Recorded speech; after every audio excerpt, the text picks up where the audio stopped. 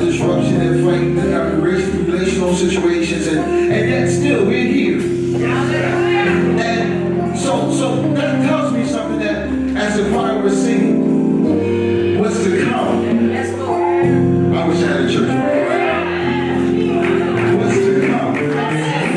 I had troubles back in 2019. I'm still trying to deal with right now. I had troubles back in 2020. That's keeping me up at night. But there's a God that sits high and looks low.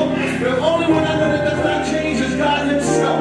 So my situation may be messed up right now, but because of the God that we serve, I know that what is to come is better than what's been. Now, if you really believe that 2022 is going to be a better year for you, that God's going to make a way for you, that He's opening up doors for you, that the situation's going to change for you, that you're going to get your health back, you're going to get your joy back, you're going to get your peace back. If you believe it, then you ought to be praising God wherever you are. Everyone should be standing in the sanctuary right now. We're about to pray. We're about to pray. This is a brand new year. So somebody should have a reason to give God a praise up in this place. Somebody has a reason to give God glory. Because what's to come? Yeah, what's to come? I had too many hearts and too many downtimes, but my better is in front of me. And that is what what's in front of me is better than what's been. So let's pray. If you believe it, you can receive it.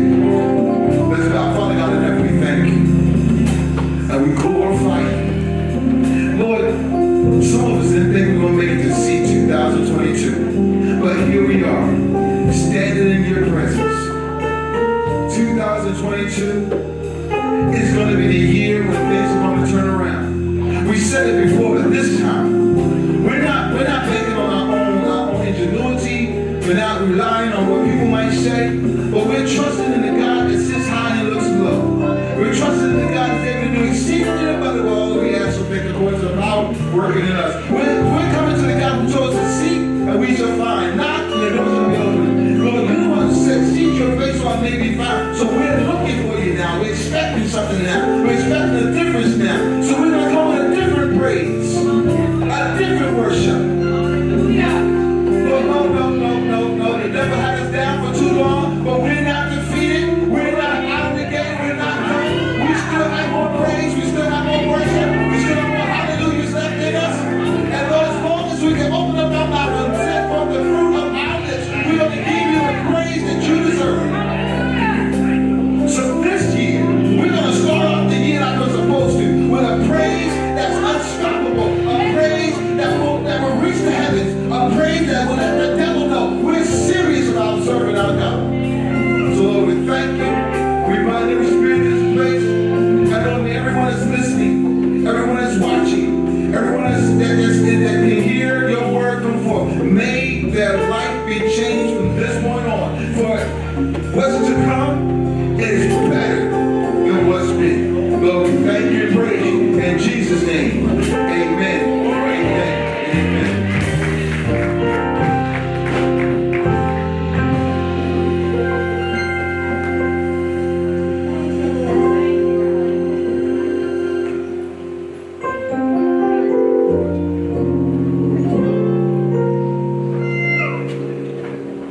God today.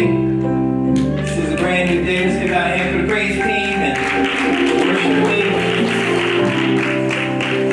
I want to thank God, first of all, to those who have tuned in on our broadcast today. We know that this is troubled times. You know, this virus got people going up and down, but God is still faithful. And we will share with you that God's word is still working in our lives today. This Pastor Dunkins, there's a word from the Lord. But first, if you guys watched the New Year's Eve service, let's give our tech team a hand. Come on, guys.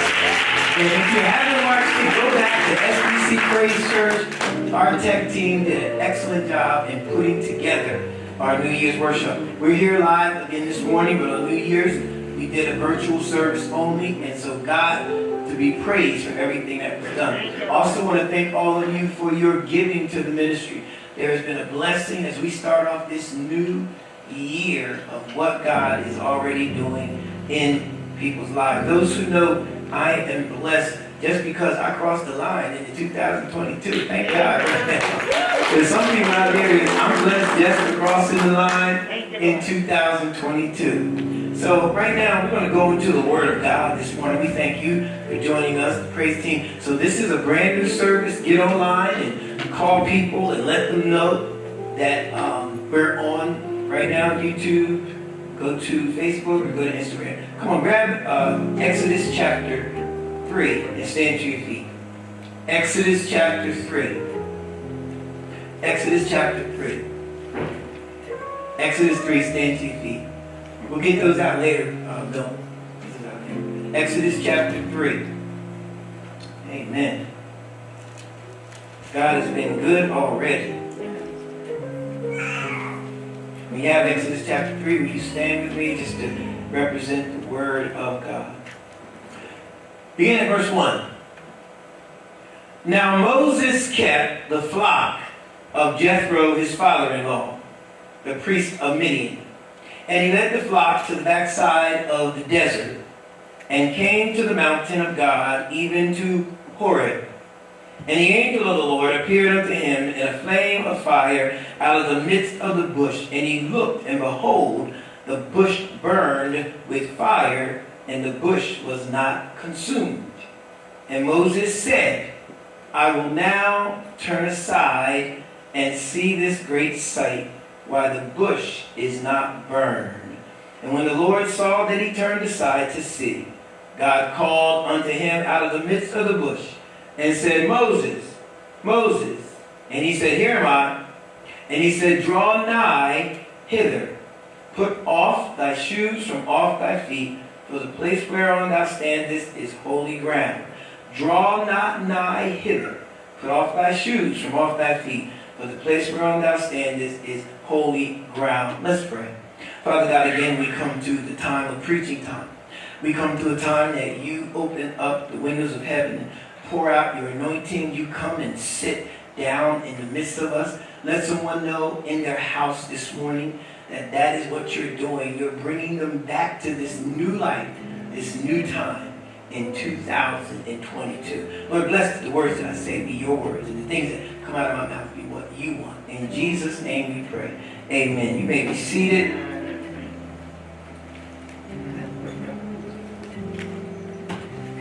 We're going to speak for as long as the Spirit of the Lord will allow from this thought. It's never too late to start again. It's never too late for a fresh start. One of the incidental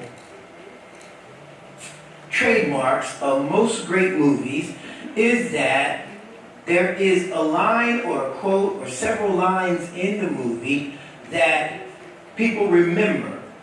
And sometimes all you have to do is quote that one line and people remember what the movie is. They may not know the title, but they will be able to identify the movie because the quote is critical to the storyline or the plot. So I want to try this morning. Y'all go with me. You at home can try it also. But here's what I'm going to do. I'm going to say a line to show you this works, and I want you just to holler out the movie. Everybody with me? Raise your hand, you know what I'm talking about. Okay. Just holler back at me if you know what the movie is. Are you ready? All right. I'll be back. All right. Arnold Schwarzenegger in Terminator. My mama always said, life is like a box of chocolates.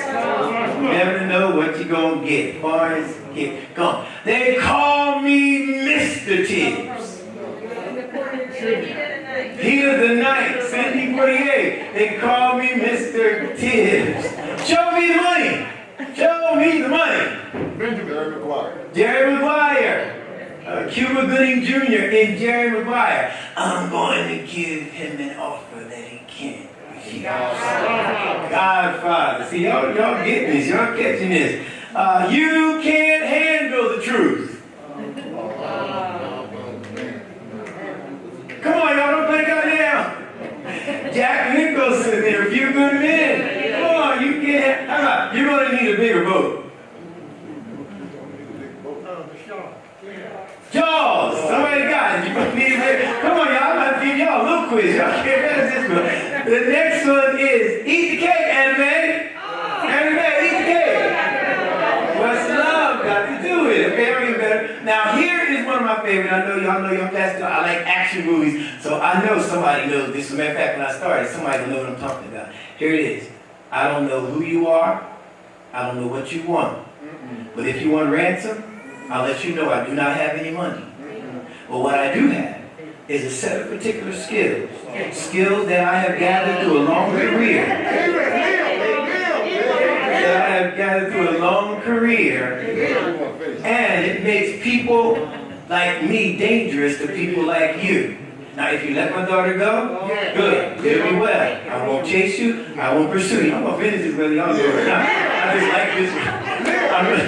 I'm going to pursue you. He said, but if you don't, I will find you. I will pursue you. I will find you. And I will kill you. Y'all trying to take my pleasure, right? That was taken. I love that when you guys say, good luck. Right? So, in the movie, when we get to these quotes, what you need to understand is most of these quotes are critical to the storyline. If you look at They Call Me Mr. Tibbs, it's showing, the whole movie is showing how African Americans are discriminated against. But how Sidney Poitier is standing up, showing that we can cross that line. If you look at I'll Be Back, it's showing the relentlessness of the Terminator. The Terminator was a relentless something. He kept going, kept going. The Godfather, I'm going to give him an offer and he can't refuse. That's just showing that when Don Vito Corleone made a statement, and as the mob, you know that some violence was going to happen. But there is a line in our text. There is a quote from our text. This text that I'm reading, within this pericope, there is a place that when I start describing the situation, even if you don't go to church, you don't go to Sunday school, most people will be able to identify what this is just by the lines that I'm about to say. And that is Exodus chapter 3, verse 4 and 5. Look at it. We all know this. We've all seen, the Ten Commandments, and you can probably picture this. But it says that when the Lord saw he had turned aside to see, Exodus 3, 4, and 5, that God called unto him out of the midst of the bush. And he said, Moses, Moses. And he said, here am I. And he said, don't come nigh hither, meaning King James, don't come any closer, but take off your shoes from off your feet, for the ground you're standing on is holy ground. Can you imagine being Moses at the end of a broken life, going up to see, and all of a sudden God begins to speak some fresh hope? Anybody know what I'm talking about? Have you ever been to the place that you thought it was over?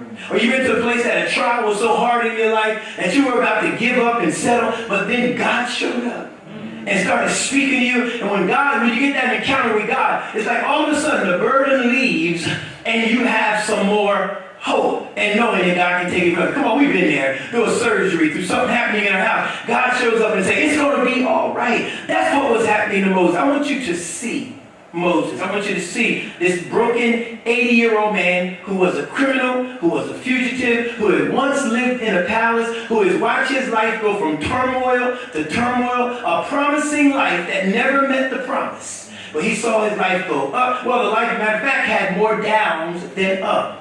Had more struggles than good times, and yet this same broken man had settled down and was now living a life that he was not satisfied with as he watched all the brokenness go through. What am I saying? I'm saying that if you've ever seen God show up, you know that Moses sitting there, all broken, was trying to find another reason to go on. But Moses knew that when God spoke, it broke. So you know one of the most tragedies in a person's life is when you're sitting there living a life that you know is not the life you're supposed to live, but you feel like time has passed and you can't get your whole life back.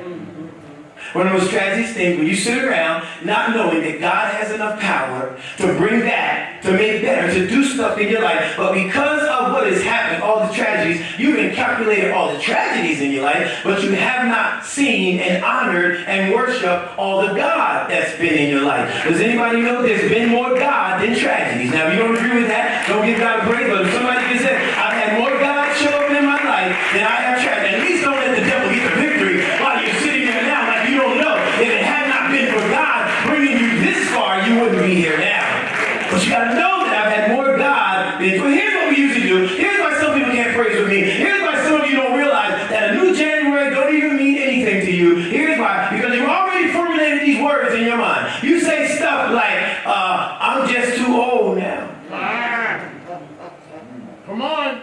You look around and say stuff like, I'm too tired to try that again. Or you sit around and say, I got faith. I'm going to be in church, and I'm going to try God. But I don't even know God can help me.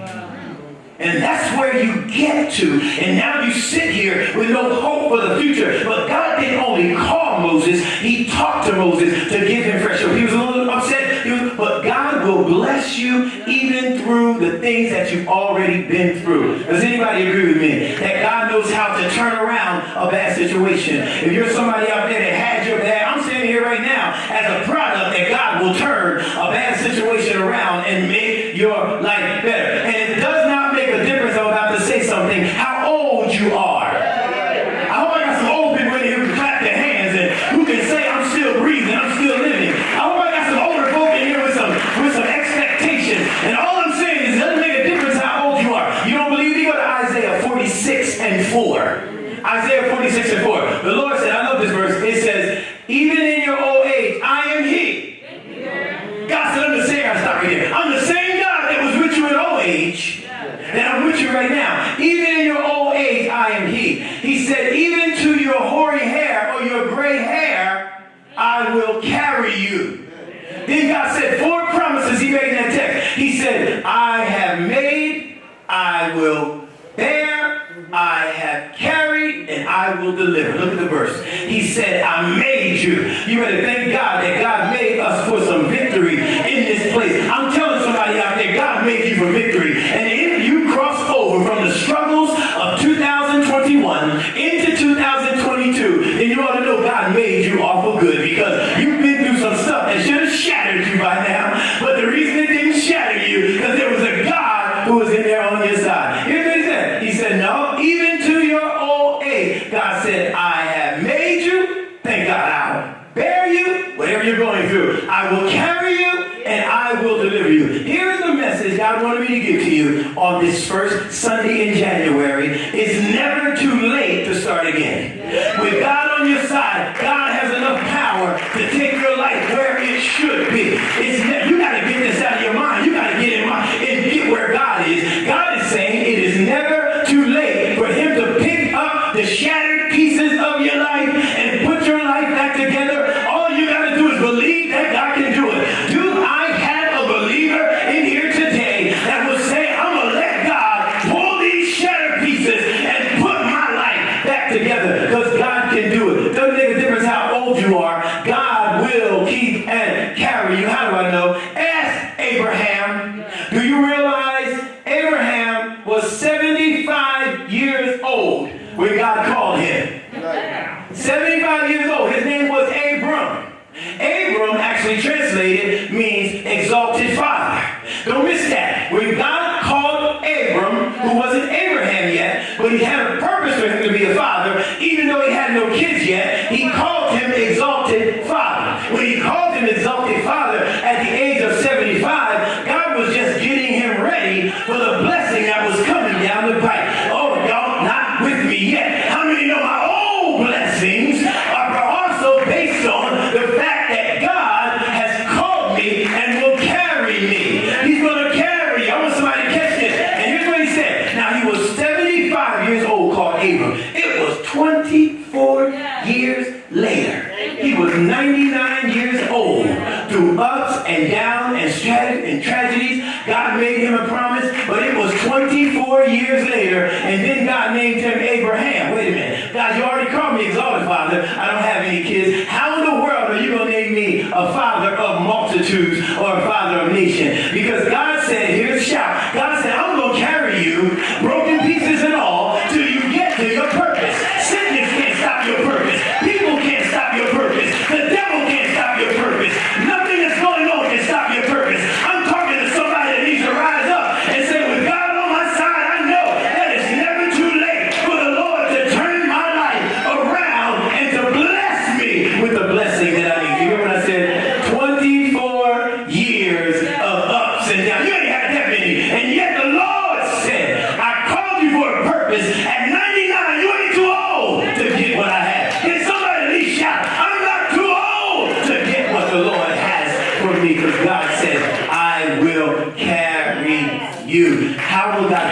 Some of you let the devil take your joy because you don't realize he carries you till you get to your purpose and till you get to the things that he has for you. What am I talking about? You need to know there was an old drunk named Fred. Old drunk Fred used to hang around town. All he would is do anything for a drink of liquor. Matter of fact, he was homeless, didn't have anywhere to live. Fred would sleep in alleys. How Fred survived? He would go to people's houses and break the leaves. Wow. He would go to people's houses and clean out their garage. He would go to folks' houses, do anything he had to survive. Then you see Fred walking down the street, tilting up that bottle. You see Fred saying, and other people who were the same age died. Fred was outliving them all. I guess he was tickled by the liquor. I don't know what it was, but Fred seemed like he was never sick. He didn't have any health insurance, but Fred made all of us know some Fred down there drinking, bombing for change, but he ain't got half the problems that you and I have. But you know what happened? One day he went down to the Salvation Army, and Fred got saved. And when Fred got saved, he turned his life around. He was living in the Salvation Army in their homeless shelter. And when he was living in the homeless shelter, one day everybody had gone out. Fred was in the shelter working because he was a janitor now. He saw the orphanage across the street on fire. He ran to the front desk, told him call 911. Then he ran outside across the street and nobody was there. He looked up and kids were trapped in the building. So Fred ran into the building, saved one child, came back out. Saved 2 children, came back out. Saved 3 children, came back out. Smoke getting in his lungs, coughing. He ran back in again, saved 4 children. All the way up till Fred had saved 8 children. He woke up in the hospital with everybody standing around his bed. And the pastor was there, everybody thanking him. And then all of a sudden Fred began to cry. The pastor said, we're all thanking you, Fred. It's all right. Are you hurting? He said, no, Pastor. Watch what Fred said. He said, no. What's the matter? He said, I've done some bad things in my life. Come on now. I didn't think my life was good for nothing. Yeah. And yet all of y'all standing around here, and I just don't understand. And the pastor said, Fred, don't worry. Your life is good for something. All those years you were drinking, all those years you were out there on your own, that was God carrying you till he could get you to the purpose that he made you for. Your purpose was to save those 8 orphans. Your purpose was to make sure the building didn't burn down. The pastor said your purpose cannot be denied. If you got a promise, all you got to do is say, I also got a purpose. I need somebody to celebrate their purpose because your purpose will make sure the promise comes your direction. My purpose is to make sure that God's blessing comes. Some of y'all want to go to church and all y'all want God to do is make you shout. Want somebody to jump around speaking in tongues? Nothing wrong with that. Want somebody to always shout for you? Well, if you got a purpose, if you know God has carried you to this point, you ought to be able to give God glory. Well, you know what? I wasn't there in your midnight hour. Don't you dare get in public and won't lift up God's hand. But then when your life is falling apart in private, you asking God to send the biggest angel and the biggest blessing. No, praise him right now. In your house, praise him. In your mind, praise him. Let somebody know I'm praising him because I have been carried. I can stay right there all day. Y'all just sing with me. He carried me. But the second reason some of y'all don't believe that it's not too late is because of Haggai 2:9. The prophet Haggai, minor prophet, it says, the glory of the latter house shall be greater than that of the former house, saith the Lord of hosts. For I have placed peace in this place, saith the Lord of hosts. Said who? Said the God of battles. When you see the name Lord of hosts, it's God's battle name. All I'm saying is when God is carrying you and keeping you and making your life better, what God is saying is, I fight for you whether you fight for yourself.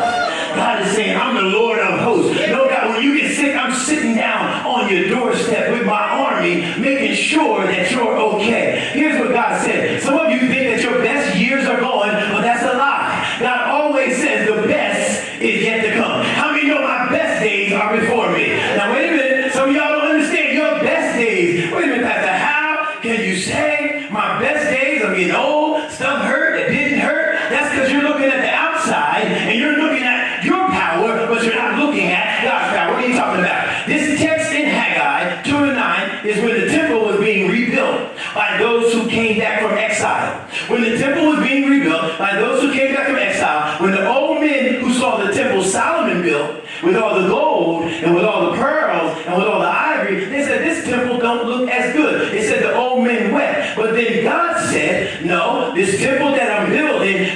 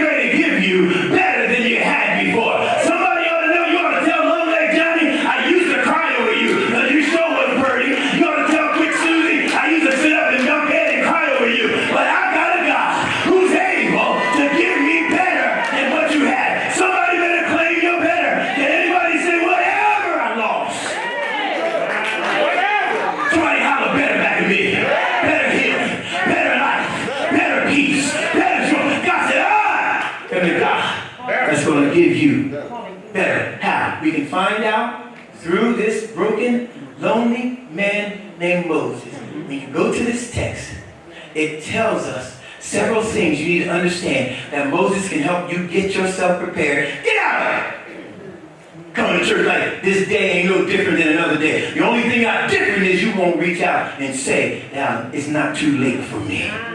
You gotta say it. I can't preach it into you. You gotta be able to say it yourself. So the first thing we see that first verse. Here's what you need to know first. Write this down. You ought to be able. Let me give you this the way that I wrote it. Thank you, God. Because I want you to see this. Invest in the possibility that God can still do it. I'll say it again. You got to invest in the possibility that God can do it. You got to invest in an impossible God. If you sit around here and you don't invest in it, God can't do it. You got to believe that there is still a God of the impossible. What am I saying? It says in that first verse that Moses was keeping his father-in-law Jethro's sheep, and he decided to take them to the backside of the mountain, even Horeb. And it was there that God began to speak to him. Here's what I'm telling you is Moses, if you could see him, was an 80-year-old fugitive. He was broken. He was messed up. His life he thought was over. He had tried serving God. He thought God was going to do this. He thought God was going to do that. And when God didn't, he did what the Bible says in chapter 2, verse 15. Turn there. Exodus 2:15 will give you the picture I'm trying to paint. That folk in church right now, you might look good on the outside, but you're doing what Moses did. Know what Moses did in verse 15 of the second chapter? It says when he thought Pharaoh found out, it says Moses fled to Midian to the wilderness.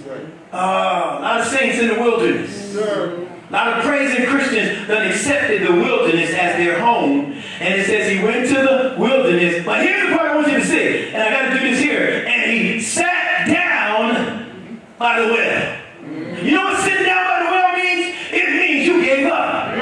You know what accepting where your life is right now? It means you let the devil win. Can you see Moses with his head in his hand? Moses sitting there saying, I started off in the palace. They scooped me out the rear. What for? That's where some of y'all go. Why should I keep serving God? I've been giving God my all. What for? Nothing happened. He said, then I went to the palace. When I got to the palace, I had gold and purple and ivory. But then I saw some of the Egyptians that were misusing one of the Israelites. And I knew in my heart I had a purpose from God. So I went out and I slew the Egyptian. But the next day I saw two of my own brethren frightened. And they looked at me when I tried to break them up and said, hey, are you going to be a judge over us? He said, are you going to kill us like you did the Egyptian? That's what verse 15 said. Hey, when Moses heard that, he flew to the desert. He did all right.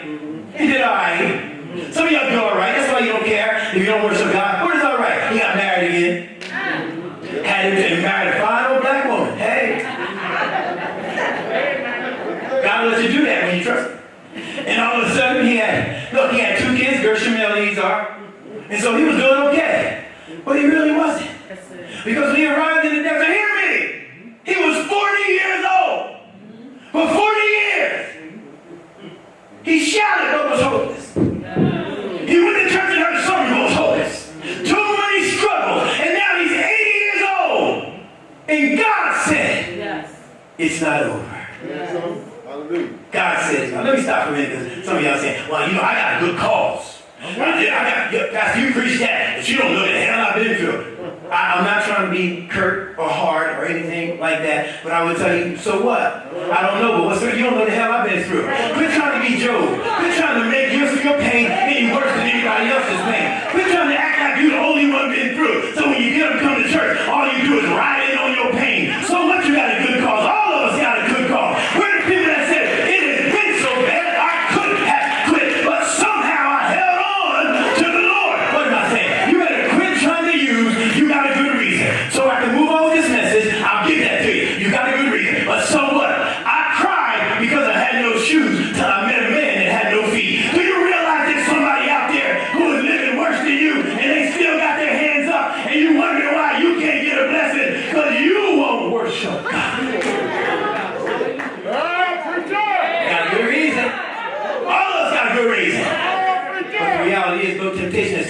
you, but such is common to man. And God will make a way out if you trust him. So you got to realize that it has to be God and not you on your side. Because it says Moses took the sheep up Mount Sinai. Look what it said. Okay, this is for all the people who ain't worship yet. Watch this. So I know you got a heavy thing on. Watch this. Look what it said. He led them to a dry place. The word Horeb, the mountain of God, is interpreted as a dry wilderness. What you do is, since you won't let God lead your life, and you can't stand the pain, you keep leading your life into a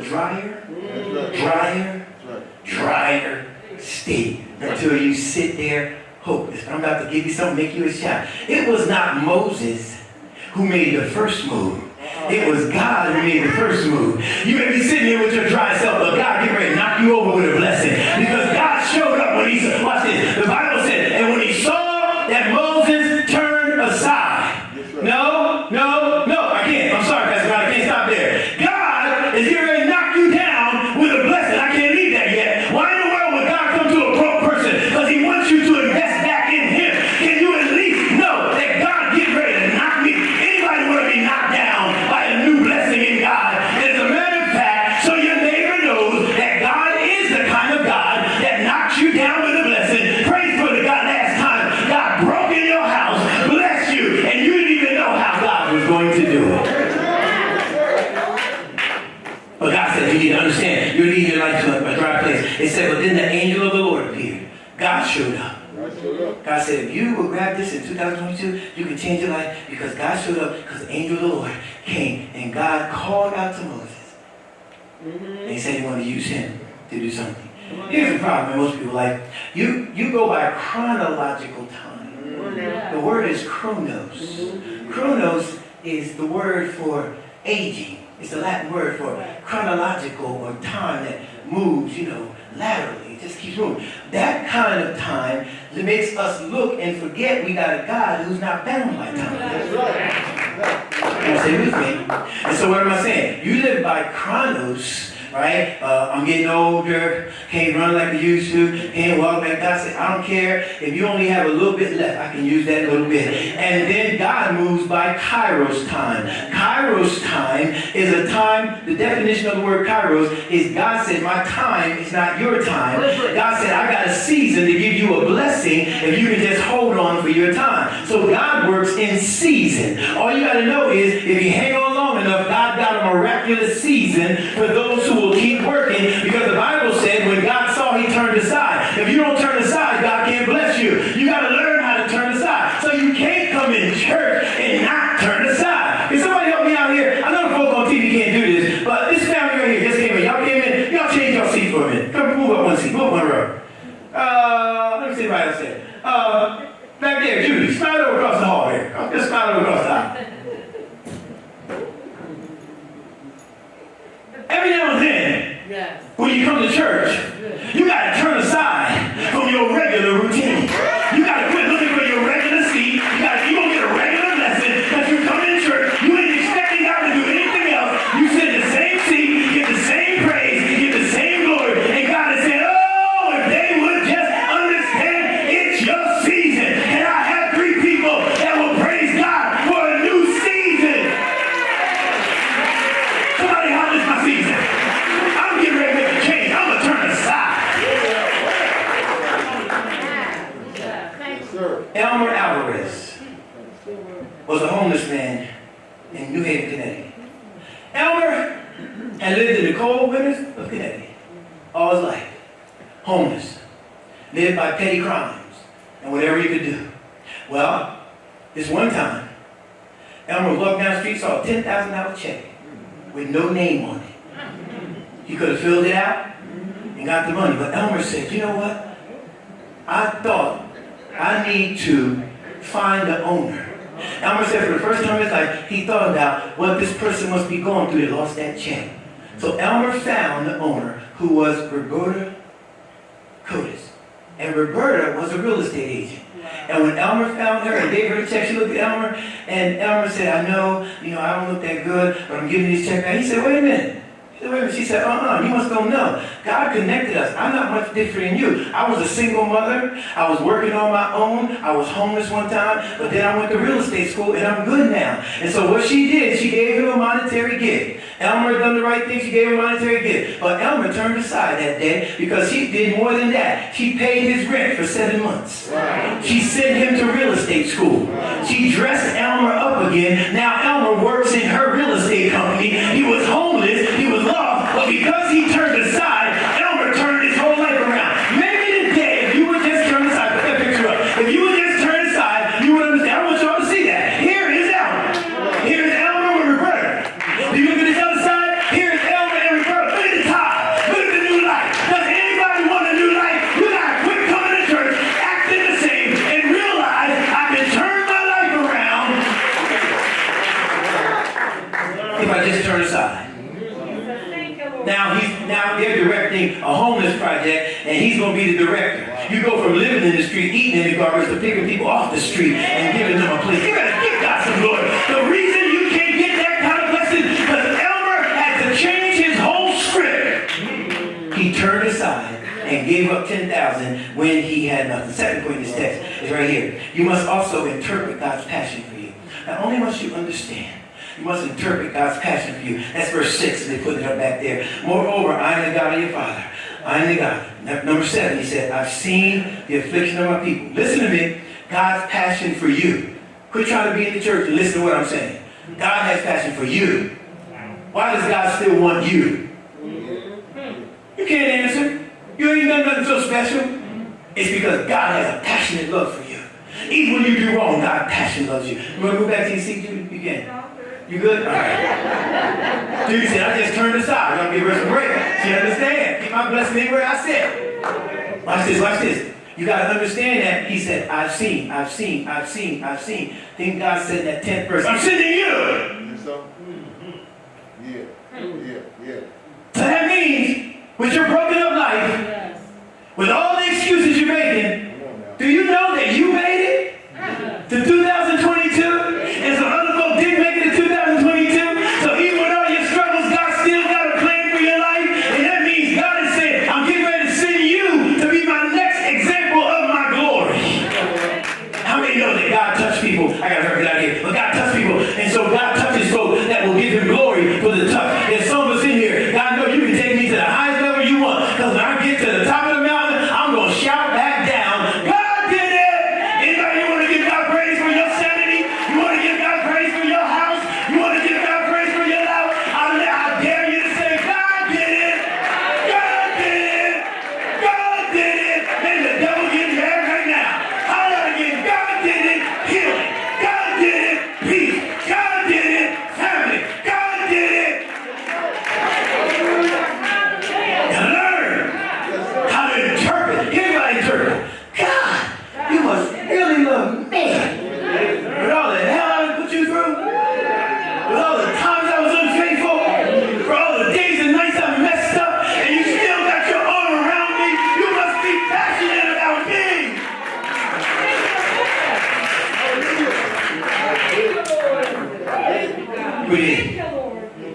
But you must interpret that passion and quit standing and say, what's the first thing you must interpret? You must interpret Matthew 29:22. Write it down. It says that when Jesus was arguing with scribes and Pharisees, he said, the reason y'all don't never get a miracle, the reason you never get me, the reason you never get my power, because in Matthew 29:22, he said 2 things missing in your life. You don't know the scripture, and you don't know the power of God.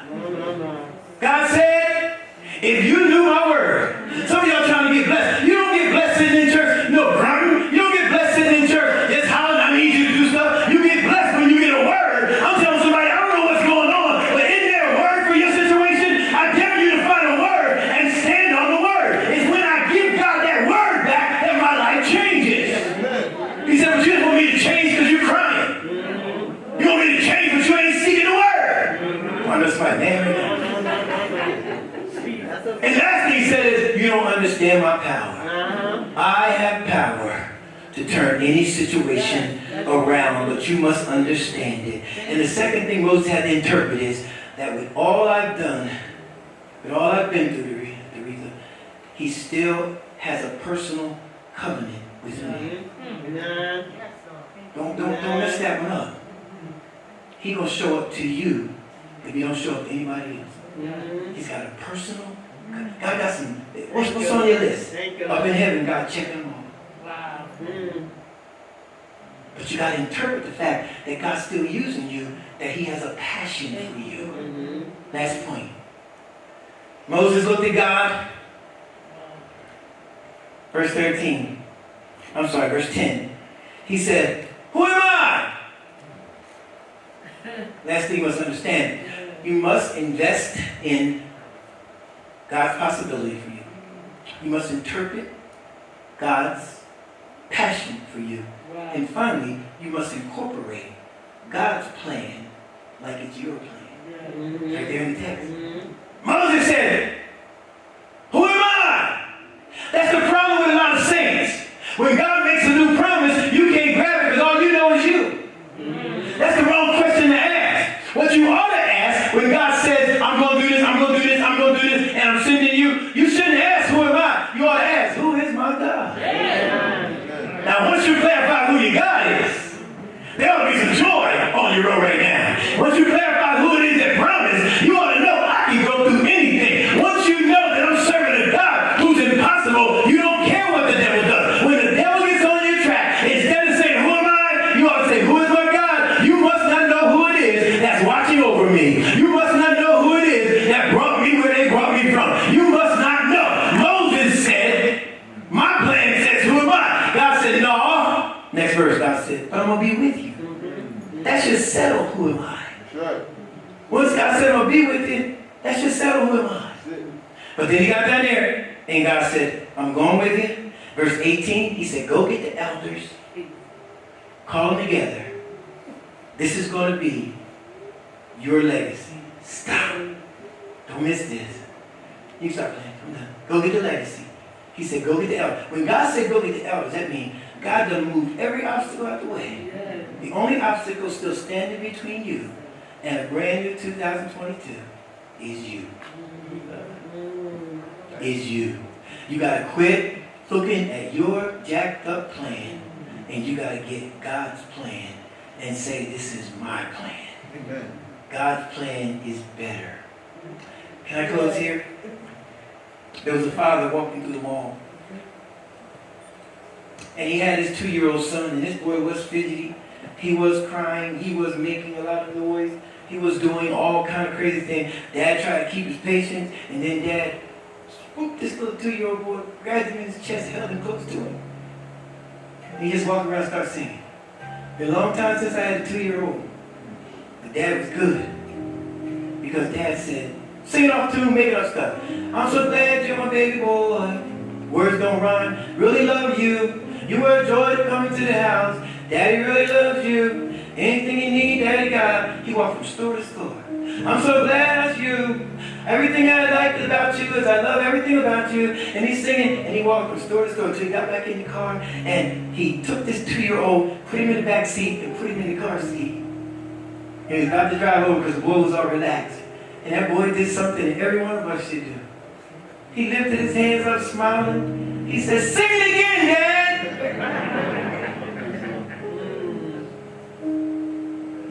He already sang you a love song. Why are you sitting there crying now? You got plenty of proof in your life he loves you. Why are you sitting there now with doubt, letting the New Year jinx jump on you? What you ought to do is what this little 2-year-old who understood, "Dad may not do it like I want. He didn't give me what I want, but that song shows he loved me." Every time you get in a situation and you feel bad, instead of crying, just lift your hands. Sing it again, Dad. Tell me how much I mean to you. Tell me how you'll never let me go. Tell me how this battle is not going to end in defeat. Tell me how you never left me. Tell me how you held me. Sing it again, Dad. Sing all the love songs that I feel in my heart that you've already given me. Sing it again. Let me know. Now, instead of crying, you need to understand 3 things. It's never too late God with this kind of power. It's never too late. When you got a God that has this kind of passion, then it's never too late. When you got a God that still puts you in his plan. Let's give God a hand of praise.